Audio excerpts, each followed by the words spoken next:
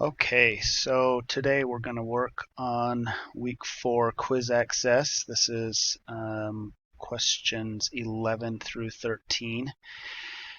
Try to explain this the best I can. So on number 11, we are just filling in the information for an income statement. So the most important thing is that we know what is supposed to be on the income statement, which is our revenue and our expenses. With an income statement, you see here you've got the company, you've got what statement, what accounting statement you're working on. So this is the income statement, and then the period that it is. So this is for the month ending in December. So on the top of an income statement, you always do your revenue first. So you come here and you go to revenues, and then you just look up here at what revenue you have. So a lot of people can get confused and think that cash goes on the income statement, but this actually goes on the balance sheet. So the only revenue that you have on here is that consulting revenue. So we just come here to consulting revenue and 27,110. And then it actually is so kind and gives us our total revenues and does the math for us in this situation. So then we come down to our expenses. And it is nice with these drop downs that it gives you, it gives you a lot of options, but not every option that is possible when it comes to these financial statements.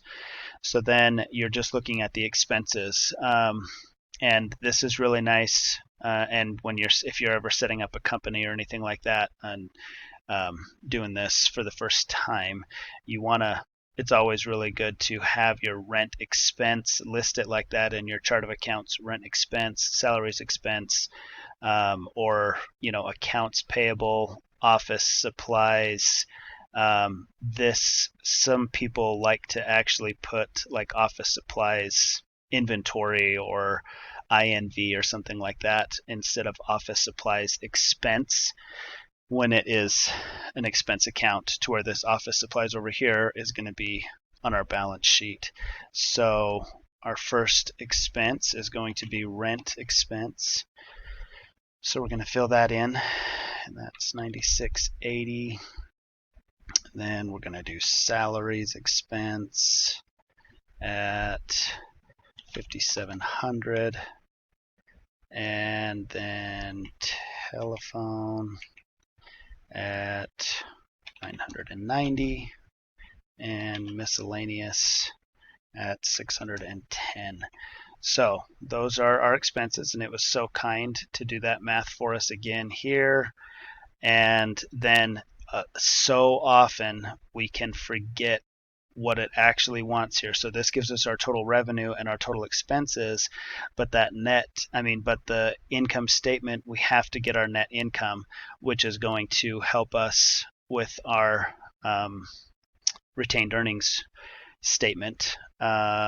So this is a net income because 27,000 minus 16,000 is going to be a positive number.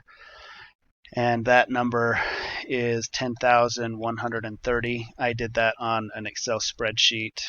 Maybe it will show up here if I drag it over, but it's on here right there. But I'm going to leave that on my other screen. Multiple screens is very handy when you're using accounting. So then just click your check my work, and walla walla bing bang, you've got all green arrows and your answer is complete. Okay, so for number 12, this is the statement of retained earnings. And so what you're going to do here, so the question up here, it tells us that our balance at December 1st was $0. So we have retained earnings. So we're just going to put in a 0 right there. And then it gives us 3 options on this drop down. So add dividends, investment by owner, or net income. So this is going to be net income that we're putting on here, the retained earnings. And this is all in your reading material too. I think it's the A1 or B1 or something like that, that it shows what is supposed to be on these statements. So it's also very handy that it tells us our dollar amount right there, but we can also go back to question 11 and get that number. So our net income is 10,130. This actually comes blank right here, so you have to fill this in. So the statement of retained earnings is just like the income statement, where it is over a period of time. So you want to put in for the month ended December 31st. The balance sheet is the only one that is like that day, everything as of that day. Okay, so we've got for the month, we've got net income there. The other thing that is on your retained earnings is your dividends. So your dividends are going to be right up here. So we're going to put less dividends, because dividends are what the company is paying back to the owners for the owners being so generous as to give them money to help them start. One thing about dividends is you never want to give that if you have a net loss. If you don't have any cash or you didn't make any money, you probably shouldn't be paying your stockholders. They're not going to like it in the long run. And then you do retained earnings as of December 31st. So you have December 1st was $0, December 31st is $4,010. So you got your net income, which is your total there, less dividends minus the $6,120, and your total is $4,010. So I come over here, just check our work, and walla walla bing bang, we got all green, and our answer is correct. Okay, now the balance sheet. So this one, you can see that I've already put that in, but this is as of December 31st. So this is just this day. It does take into, kind of into account everything that has happened, but really it's just a snapshot of what the company looks like on December 31st. So over here on the left side is going to be our assets. On the right side is going to be our liabilities, and down here is going to be our equity. So assets first. So we get to go with cash, good class, cash, 25,450. Next, class, tell me the answer. AR, accounts receivable, very good, 22,490. So all of our assets are right here, because this is all stuff that we have available to us to use. This helps our company actually be worth something. So this office supplies, this is what we're using to run our office equipment, same thing. This is like computers and printers and whatever else.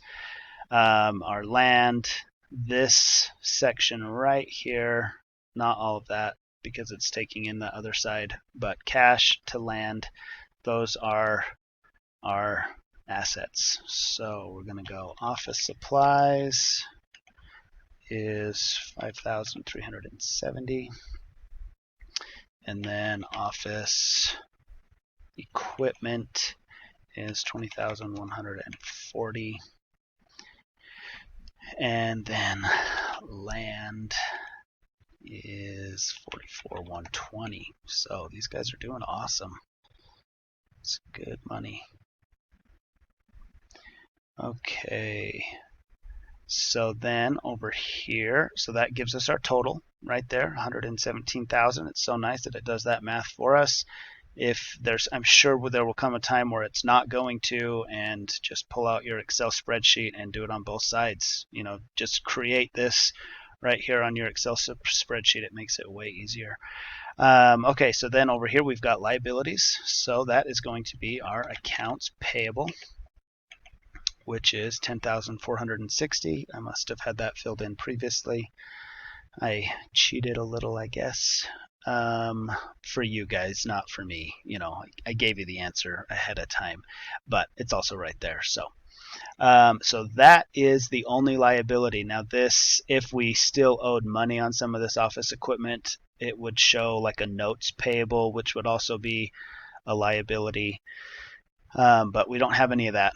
So then you've got this big line right here, and this is where we're going to show our equity. So our equity accounts, so this is going to be our common stock, and that is 103,100. And then we're going to do dividends. Oh, I bet it says, let's see what it tells me. Not dividends. It's retained earnings. Sorry. Retained earnings. So that is the number that we had on that previous, on our retained earnings report. I believe it was $4,010, but we're just going to click previous and make sure we get the right number, 4,010, and put that in right there.